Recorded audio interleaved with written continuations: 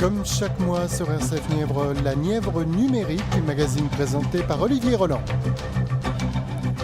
Je reçois aujourd'hui M. Bareil, directeur de Nièvre numérique, accompagné de M. Thierry Houdard.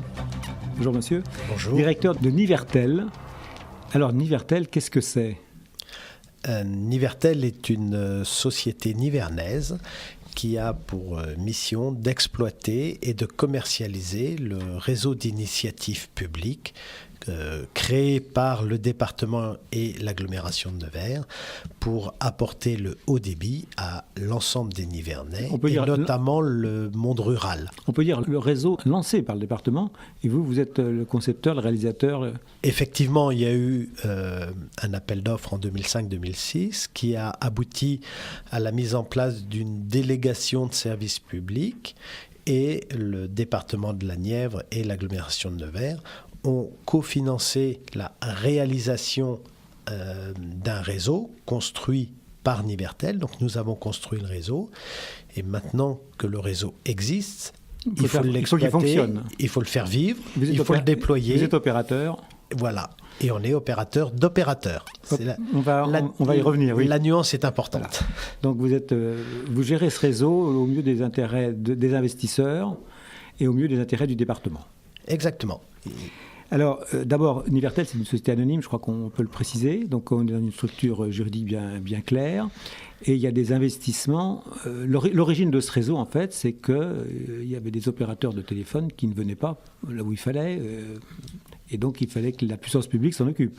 Si on regarde un petit peu l'histoire, ce qui était rentable pour un opérateur de télécommunications, c'était de venir dans les grandes villes et d'aller dans la campagne, je dirais, dans la campagne, que ce soit le Morvan ou que ce soit le sud nivernais ou les plateaux de la Puisaye, on a des villages, des bourgs qui sont absolument pas rentables pour un opérateur national.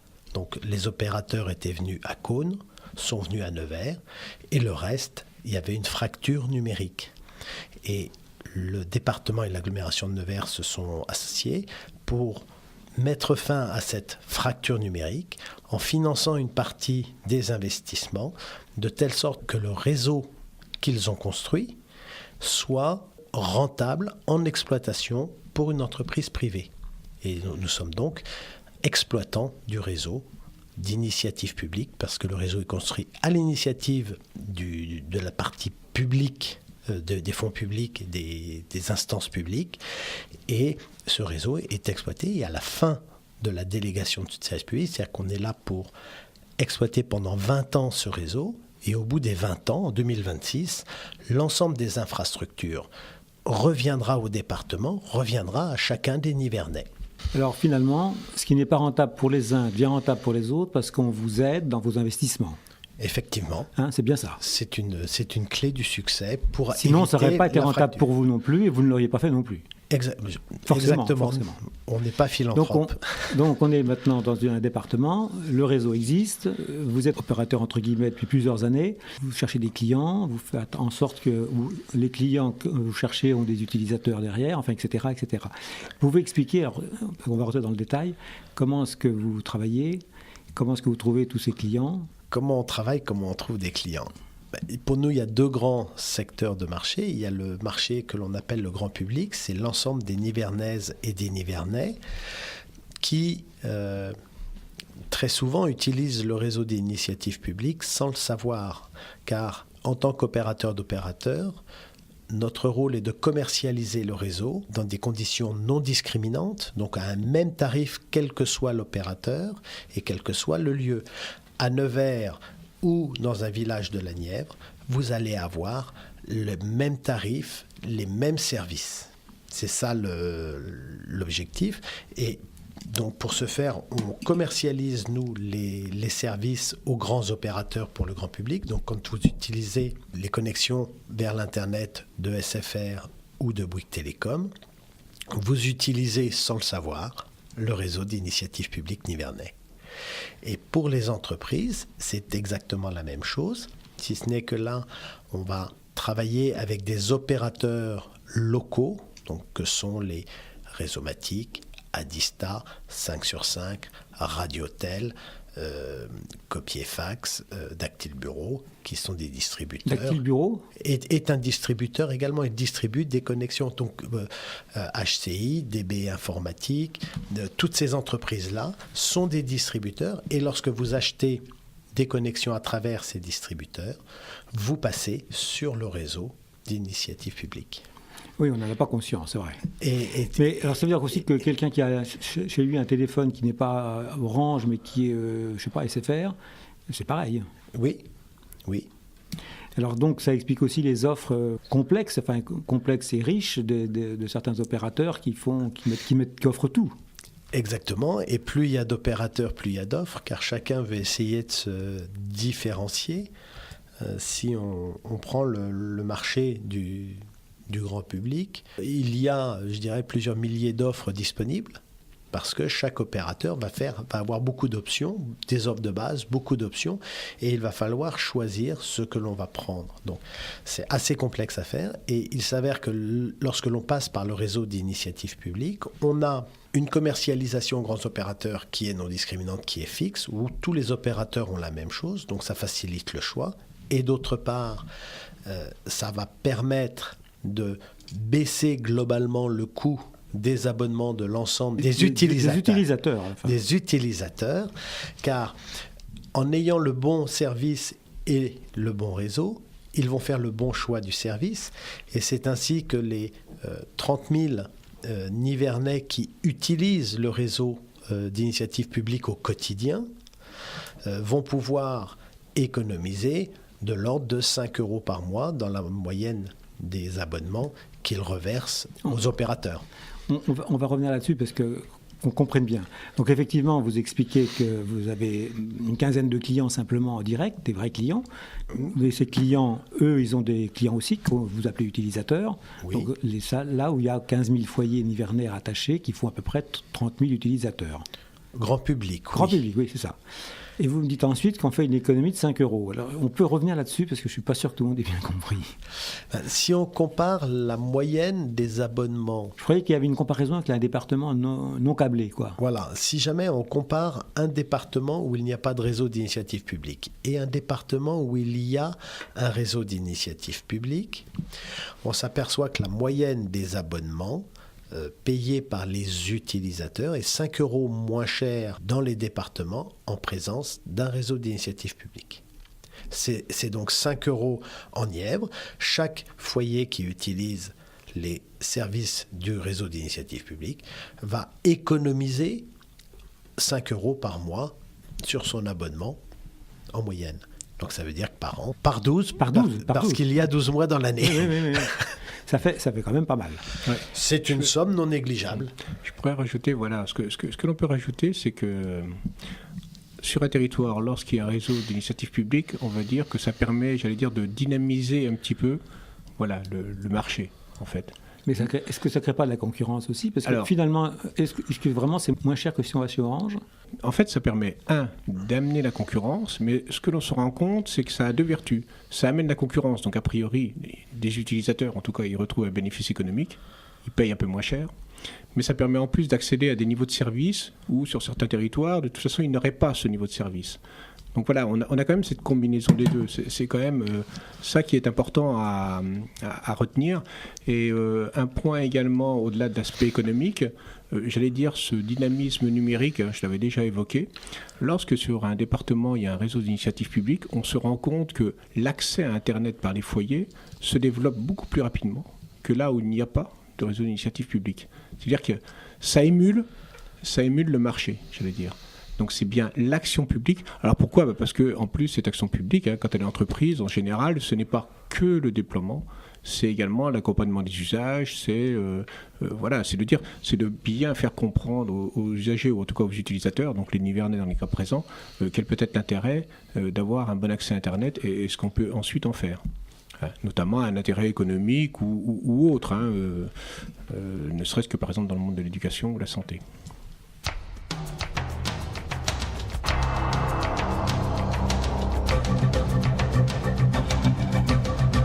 Vous écoutez RCF, la suite du magazine La Nièvre numérique présenté par Olivier Roland. Je reçois aujourd'hui M. Bareil, directeur de Nièvre Numérique, et M. Thierry Houdard, directeur de Nivertel. Vous nous avez expliqué ce qu'était Nivertel, comment vous avez été appelé par le département pour faire la conception et la réalisation de tout ce réseau de câbles optiques qui ceinture la Nièvre et qui la traverse. Comment est-ce que finalement vous avez apparemment que 15 clients, mais 30 000 utilisateurs du côté particulier? Alors, il y a également le côté professionnel. Vous avez également des opérateurs clients qui ont eux-mêmes leurs propres clients qui sont des utilisateurs, et il y en aurait 450, je crois. Est-ce qu'on pourrait revenir un peu là-dessus sur ce que trouvent les entreprises avec ces opérateurs-là? Effectivement, on utilise... Nivertel ne vend pas en direct aux entreprises. Nivertel est opérateur d'opérateurs. Comme pour les particuliers. Et vend à des opérateurs locaux qui, eux, vont démarcher les entreprises. Et ce sont les opérateurs locaux qui vont ajouter sur la couche réseau que l'on exploite, la couche service qui est la visioconférence, qui est la téléphonie sur IP, qui est la couche de serveurs, etc. Et ce sont les opérateurs locaux qui sont nos clients. Voilà. Et alors, au bout du compte, est-ce que l'entreprise, à travers la fibre optique qui traverse vos lignes, ont une meilleure connexion, une plus grande rapidité? Alors, meilleure connexion, plus grande rapidité que s'il n'y avait pas de fibre optique, bien évidemment, puisque la fibre optique est une route de télécommunication ou un tuyau avec un débit, je dirais, presque illimité aujourd'hui. Toute technologie a des limites, mais c'est presque illimité. Et aujourd'hui, on arrive à apporter plus de débit, plus d'ouverture vers le monde de l'Internet pour toutes ces entreprises qui, par la fibre optique et par le réseau d'initiatives publiques, permettent de rayonner au niveau national et d'apporter de la compétitivité, d'exporter leurs compétences et de faire rayonner la Nièvre dans le monde. Ce tuyau qui est meilleur en fibre optique, il ne va pas chez le particulier, jusqu'au bout chez le particulier, ni peut-être jusqu'au bout chez l'entreprise. Il peut ou il ne peut pas. Ça dépend des services. Où est l'entreprise? Ça dépend. Au-delà de ça, ça dépend des services dont l'entreprise a besoin. Pour certains services, je dirais par exemple la visioconférence, il faut avoir un lien fibre optique. Ça marche aussi sur le cuivre, mais ça marche mal. Si on veut avoir une bonne qualité de visioconférence et pouvoir exporter son savoir-faire à l'étranger par de la visioconférence, il faut avoir de la fibre optique. Et ça, c'est un plus que la fibre optique vous apporte. Mais la fibre optique, elle ne va pas jusqu'à l'entreprise forcément. Aujourd'hui, non, mais si une entreprise a besoin de fibre optique, notre rôle, le rôle de l'exploitant que je suis, est de concevoir les travaux et de faire les travaux pour apporter la fibre optique jusqu'à l'entreprise. Jusqu'à l'entreprise. Donc dans vos 450 entreprises qui sont clients de vos clients, il y en a combien qui ont vraiment la fibre optique jusqu'à leur porte? Environ 200. Ah oui, il y en a 200. Presque la moitié a vraiment la fibre optique. Voilà, et ça représente, ce sont les plus grosses entreprises, c'est vrai que tous les artisans n'ont pas besoin de fibre optique, ça représente 30 000 salariés nivernais qui utilisent le réseau d'initiatives publiques et la fibre optique. Et c'est pareil. Oui, je voudrais rajouter un petit complément à ce que disait M. Houdard et l'accès, à la fibre optique pour les entreprises. Quand on a construit le réseau, il faut savoir quand même que de 33 zones d'activité, il y en a 45 en Nièvre, mais en tout cas 33 zones d'activité sont déjà raccordées au réseau en fibre optique. Si on est sur cette zone d'activité, on est raccordé. Voilà. Physiquement. Il y a quelques, maintenant, en tout cas presque, je pense, peut-être pas plusieurs centaines, mais enfin au moins une centaine d'entreprises, voire plus, sur le département où, le raccordement fibre optique, on peut dire, est vraiment à proximité. Voilà, il y a peut-être quelques centaines de mètres à faire pour avoir ce raccordement. Donc là-dessus, il y a déjà une action qui est faite, en tout cas dans 2 zones d'activité du département. On a débuté ça sur la commune de Varennes-Vauzelles où on a commencé à déployer de la fibre optique. Donc là, jusqu'à l'entreprise, c'est vraiment à la porte. Et après, il suffit de sonner et de rentrer. On a rentré la fibre. On va le faire également sur le technopole de Menicourt. Et on voit bien que petit à petit, il y a un programme qui se met en place sur Clamcy. Il y a une réflexion sur Circy-la-Tour. C'est-à-dire qu'il y a une maturité, sur ce que peut apporter la fibre optique à l'entreprise. On se posait la question, la différence par rapport au cuivre. Souvent, dans le cuivre, qu'est-ce qu'on faisait? On achetait un service et on consommait une ligne de cuivre. On voulait un autre service, on retirait une deuxième ligne. C'est ce qu'on appelle agréger comme ça des lignes pour agréger les services. L'avantage de la fibre optique, vous avez un branchement, donc c'est la ligne, c'est la paire de fibres qui rentrent dans l'entreprise, et ensuite, j'allais dire, les couches de services, vous pouvez les empiler dessus, je ne vais pas dire à l'infini, Mais presque. mais c'est pratiquement ça. C'est-à-dire qu'on oublie cet investissement à chaque fois qui est à faire dans l'infrastructure, on le fait une fois, et ensuite il suffit simplement d'ouvrir le robinet. C'est ça qu'il faut retenir. Donc pour l'entreprise, c'est vraiment ce grand principe. Et j'allais dire, il y a cette maturité qui est en train de se faire vis-à-vis du support, et il y a cette approche en termes de couches de services où les entreprises commencent à dire oui, il y a peut-être de la valeur ajoutée qui peut être apportée dans notre activité grâce à ce support. Mais ce n'est pas le support, en fait c'est les couches de services qu'on va pouvoir mettre dessus. Voilà. Donc ça c'est quelque chose qui maintenant on commence à voir une illumination vraiment dans le département là-dessus. Pour reformuler, si j'ai bien compris, donc 450 entreprises nivernaises utilisent ce réseau, 200 l'utilisent de telle façon que jusqu'à leur porte le réseau arrive, et sur les 250 qui restent, la fin du réseau se termine par un relais range traditionnel du téléphone, avec la possibilité pour Nivertel d'intervenir si on vous le demande pour faire évoluer cette situation et apporter la fibre optique jusqu'à les entreprises qui le demandent et pour lesquelles c'est possible. Effectivement, c'est bien comme ça qu'on espère. Donc, tous les ans, il peut y avoir le nombre de 200 peut augmenter. Il augmente régulièrement. Et même fortement. On note une forte demande des entreprises pour avoir plus de débit, pour avoir plus de services, et ça passe par des aménagements du réseau. Tous les ans, Nivertel investit dans le réseau pour se rapprocher des utilisateurs finaux. On a donc maintenant un réseau qui est bien connu. Il a été créé au début parce qu'on voulait donc permettre à des Nivernais qui n'avaient pas un accès correct à Internet de l'avoir. Suivant les zones géographiques, il y a quand même des gens qui n'y arrivent pas.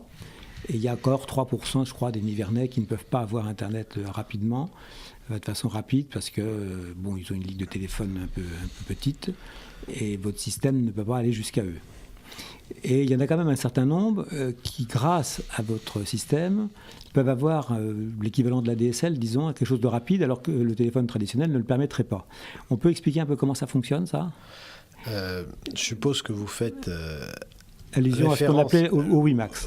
Référence au WiMAX, effectivement. Alors, le WiMAX, c'est lorsque l'on a conçu et construit le réseau dans les années 2007-2008.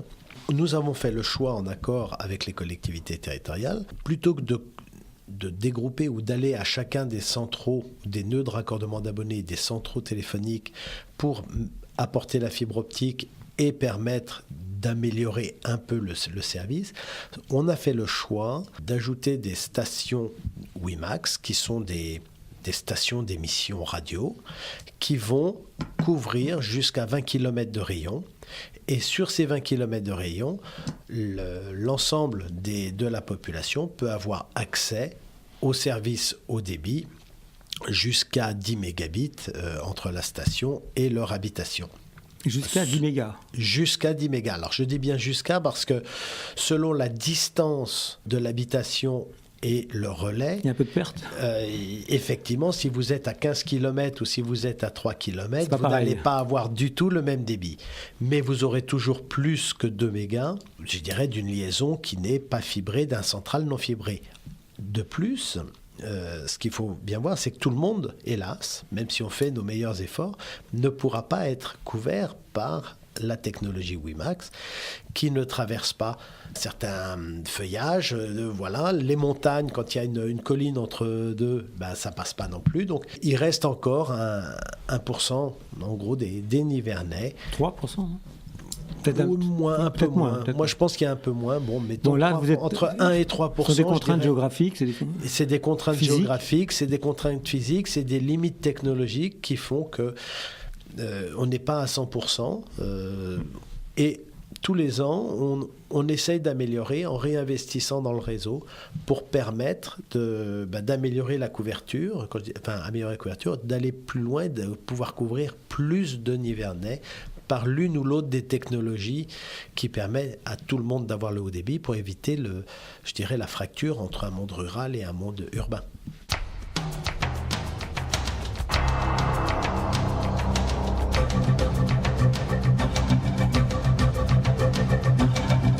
Sur RCF, dernière partie du magazine La Nièvre numérique présenté par Olivier Roland.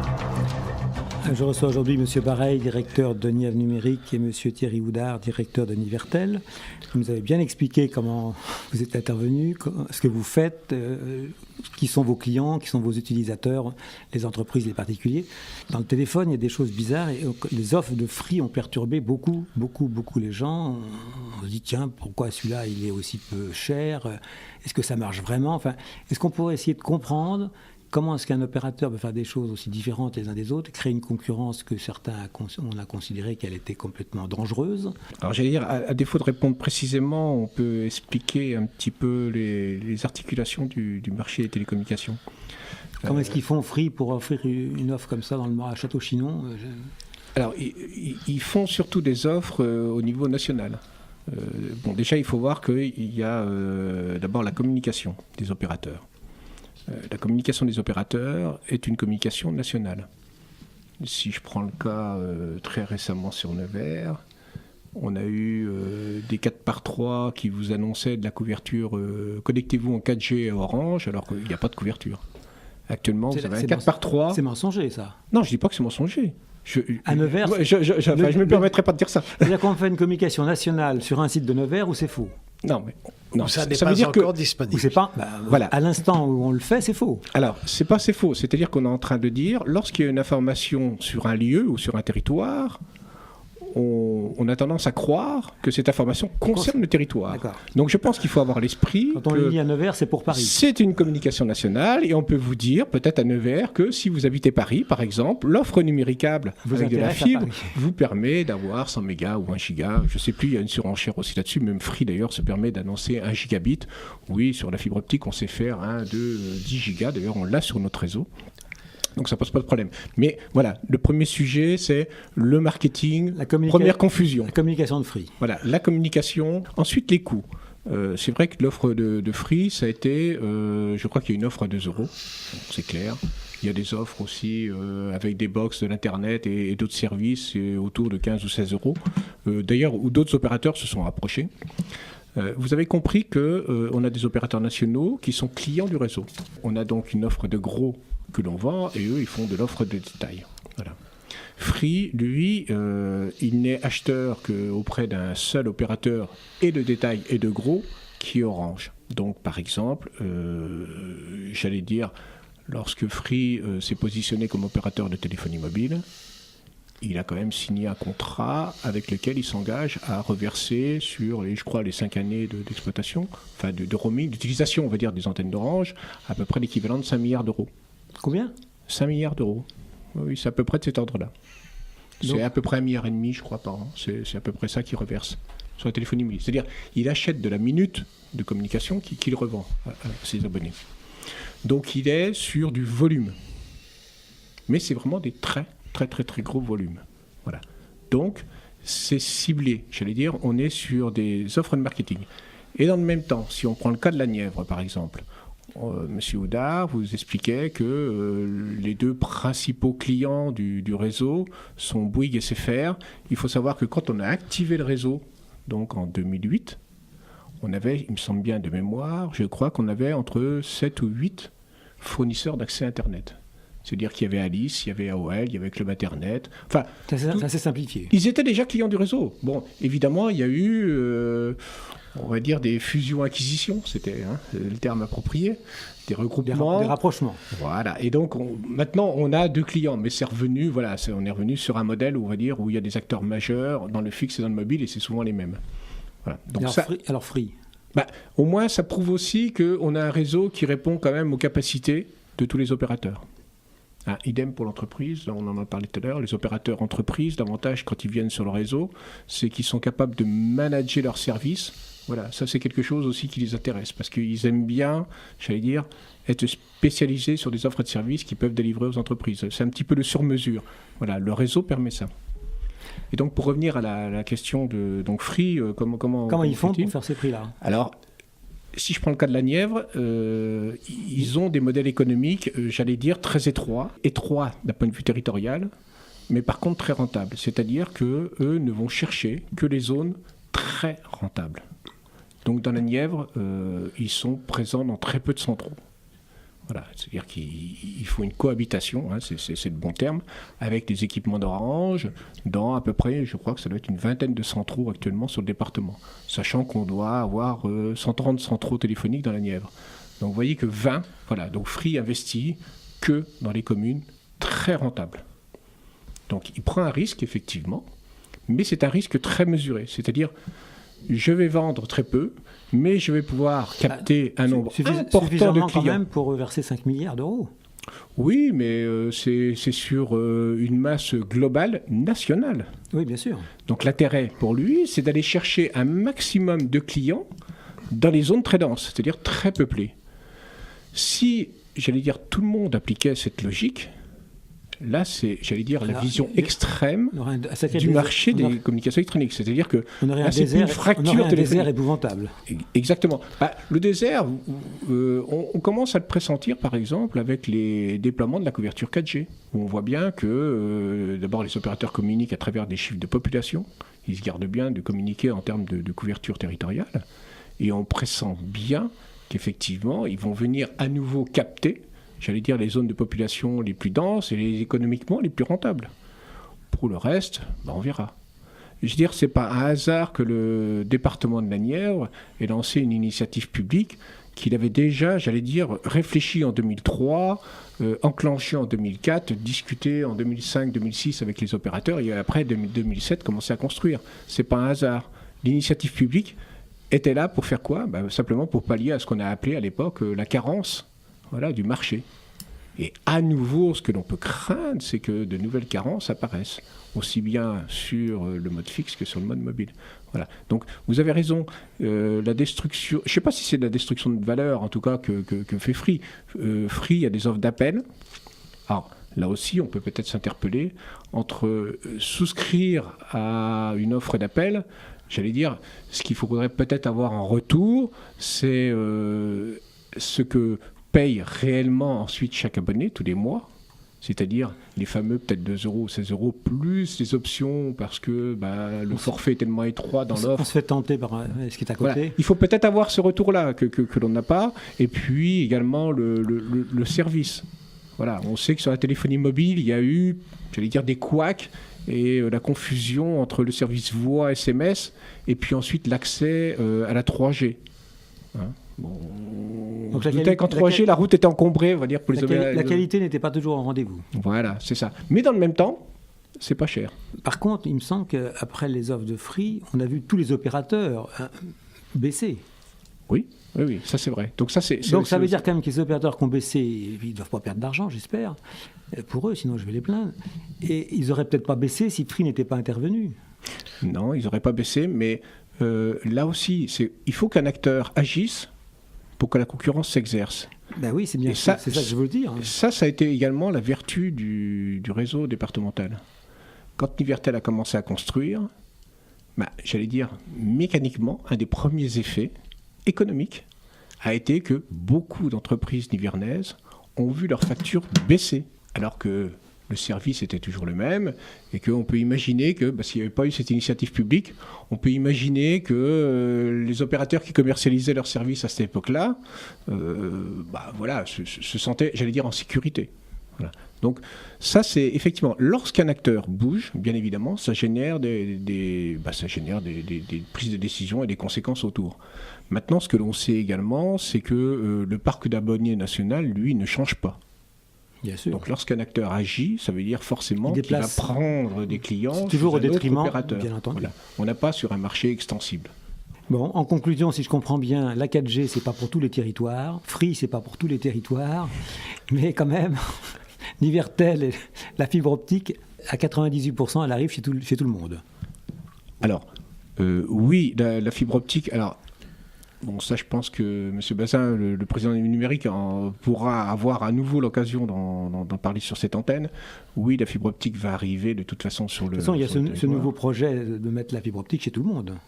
Oui, mais ça, c'est une ambition. Alors, À 10 ans, je crois. l'ambition, c'est d'amener le très haut débit dans un maximum de foyers. Voilà. Là, ça, c'est vrai. Le très haut débit, maintenant, on sait qu'il n'est pas que monotechnologique. Il est prioritairement sur la fibre. Mais là encore, et on l'a évoqué comme pour le cuivre, les foyers qui sont très éloignés des infrastructures, ça reste compliqué à aller chercher, en tout cas à construire de manière physique la liaison filaire. Par contre, voilà, on a des solutions radio, donc déployées. Là aussi, c'est une des vertus du réseau aussi, c'est qu'il est multi-technologique. Il ne s'est pas enfermé que dans une seule technologie. Alors, M. Oudard ne l'a pas évoqué, mais on attend. Quand on parlait du WiMAX, c'est qu'on disait que c'est de la 4G fixe. C'est vrai qu'il faut le savoir, c'est-à-dire qu'on se connecte et on peut avoir 10 mégas par une liaison radio. Bon, clairement, en mobilité, donc ce que nous vendent les opérateurs qui s'appellent 4G, c'est exactement la même chose. Sauf que nous, quand on a eu la licence, on nous a dit non, c'est pas en mobilité que vous pourrez l'exploiter. Vous pourrez l'exploiter comme mode fixe. Et en plus, c'est le cas de le dire, pour être sûr que c'est en mode fixe, c'est que les antennes que l'on a, ce sont que des antennes que l'on installe en général sur le toit des foyers à côté de l'antenne de télévision. Et que on n'a jamais pu, et ça on peut le dire aussi, on n'a jamais pu avoir l'occasion, même dans le cadre d'une expérimentation, d'exploiter le WiMAX en mode mobile, ou en tout cas nomade. On a fait des expérimentations, voilà, on n'a pas été suivi là-dessus, alors que dans d'autres pays européens ou anglo-saxons, c'est une technologie qui a été déployée massivement et en mode mobile. Ce que l'on nous vend maintenant pour de la 4G. Voilà. On aurait pu le faire il y a déjà depuis 3 ou 4 ans dans la Nièvre. C'est vrai. Eh bien, dans 12 ans, si j'ai bien compris, M. Oudard, le travail que vous avez fait va être la propriété du département. Effectivement, oui. Voilà. L'ensemble des investissements qui sont réalisés seront propriété du département. Et comme il faudra qu'une nouvelle société continue d'intervenir pour faire tout le boulot et la maintenance, ça sera peut-être encore vous. C'est tout le mal que je me souhaite, que Merci. je nous souhaite. Merci beaucoup d'être venu sur les ondes de RCF. Merci. Merci.